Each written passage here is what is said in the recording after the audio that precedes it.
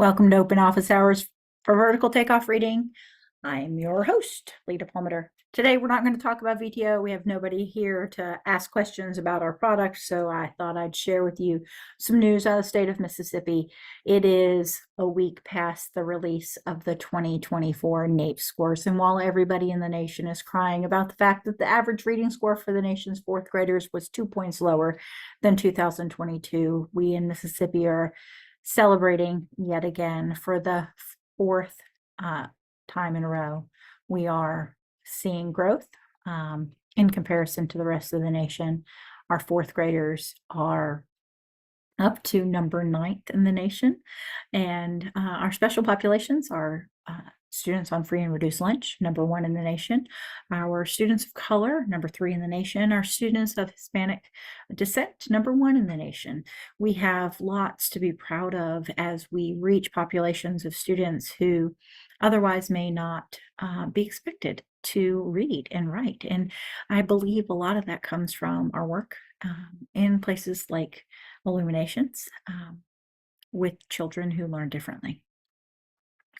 We've been working with children with dyslexia. We've learned a lot about the science of reading from studying those who are difficult to teach, but not unable to learn.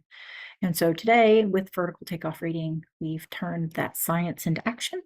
And we know that decodable text is not the solution for all of the reading block.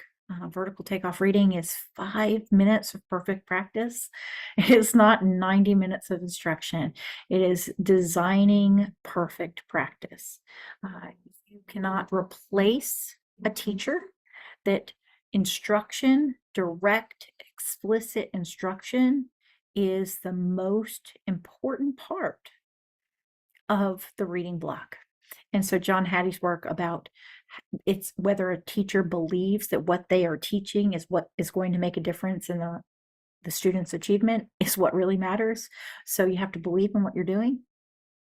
In addition, when you teach something well and you give students the opportunity to practice the thing that you've taught, then you see the results over time. And if you have a way to measure that practice, then you have a way to reteach when there are misconceptions, because corrective feedback is a key component of the learning process. And this happens in all of learning, but so important in beginning reading.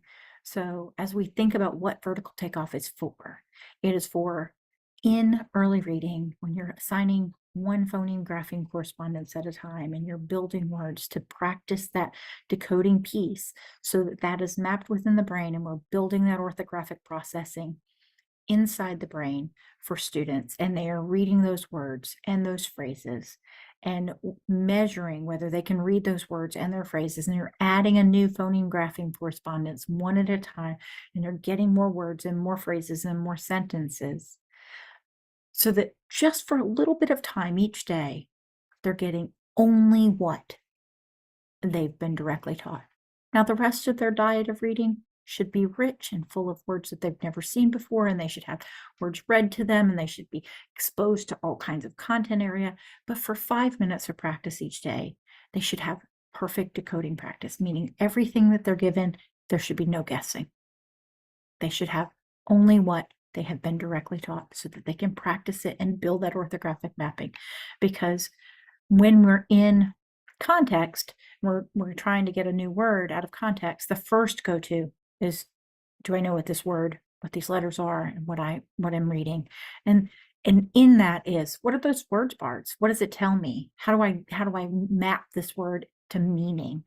And that is a simultaneous process when the decoding is automatic, when everything else on that page has been automatically mapped, and I have enough desk space left to think about that new word. If I'm still working painfully and meticulously on every single sound on that page, I don't have any space left to work on that new word.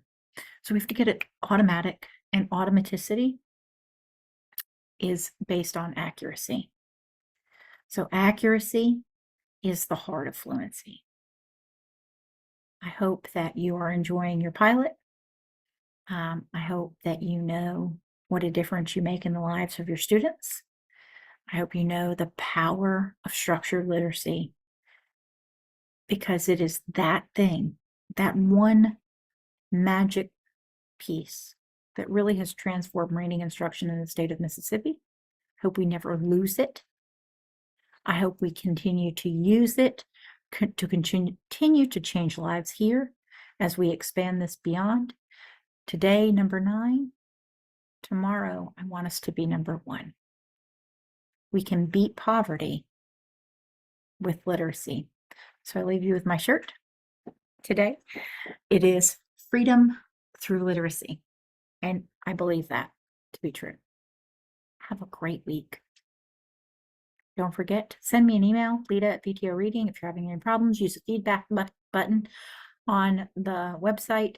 Make sure that you're asking for your students to use this tool at home. If you can't get, if you are having error messages or you're clicking something and it's giving you something different, these small little bugs are what we're working on right now to make sure that our product is 100% reliable.